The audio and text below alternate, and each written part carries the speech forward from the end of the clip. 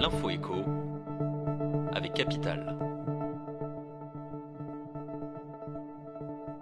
Le chiffre du jour, 694 €. C'est le montant moyen de taxes foncières payé par les contribuables en 2021. Selon les chiffres publiés par le ministère des Finances, c'est en Essonne que cet impôt est le plus lourd, à 1310 € en moyenne. À l'opposé, c'est dans l'Indre qu'il est le plus léger, avec 572 € par foyer. Une chose est sûre, habiter une maison a un coût fiscal élevé. Leurs propriétaires s'acquittent en moyenne de 932 € d'impôts fonciers, contre 760 € pour les ménages en appartement. Retrouvez tous les montants de taxes foncières, département par département, sur capital.fr.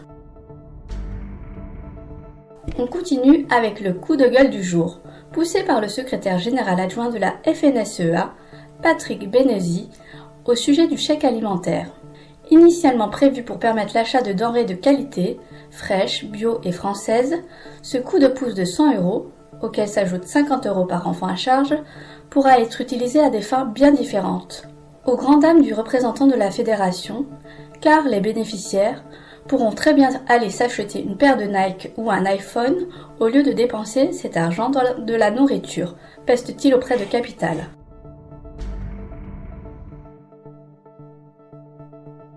Une bonne nouvelle maintenant pour les travailleurs indépendants.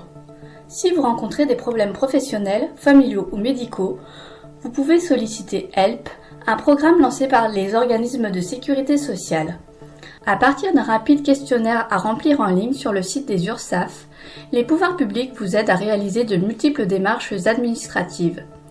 Percevoir des allocations, obtenir un échéancier de paiement ou encore être pris en charge par la Sécu. Des questions, vous pouvez joindre l'équipe HELP directement au 36 98. Plus d'informations sur capital.fr.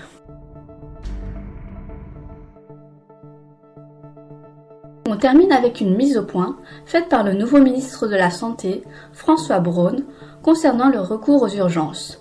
Une simple entaille au doigt, un médecin qui ne répond pas, contactez le service d'accès aux soins, SAS, sans passer par les urgences. C'est à ces SAS dédiés à la prise en charge de soins non vitaux qu'il revient de vous orienter vers le bon professionnel. Problème, on n'en compte pour l'heure que 22 dans l'Hexagone. En attendant leur généralisation, vous pouvez solliciter la permanence des soins ambulatoires assurée par des médecins libéraux volontaires. C'était l'info écho avec Capital.